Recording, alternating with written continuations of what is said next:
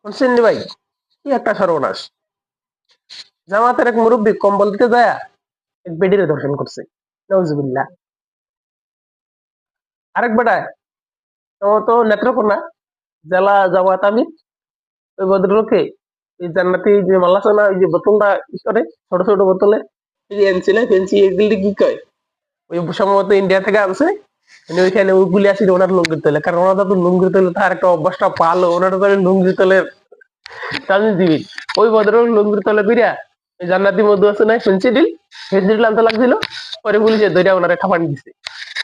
তো ভাই আসলে কি ওনারা কি দুনিয়া থেকে জান্নাতের মধ্যে টধু হওয়া শুরু করছে, অথবা এই যে কম্বল দিয়ে যায় দর্শন করে, এটা কি ওনাকে জান্নাতের হুতুল নাকি?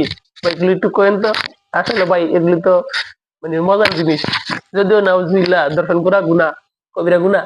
পেন্সিল খাওয়া হারাম, নবী মুহাম্মদ সাল্লাল্লাহু আলাইহি সাল্লাম নেশার জগৎ পছন্দ করতেন না, এই সময় এগুলি আমরা পছন্দ করি না, এগুলো থেকে দূরে থাকুন। যদি জান্নাত পাওয়া যায় তাহলে একটু বিজনেস ব্যাপারটা চিন্তা ভাবনা করে দেখবো।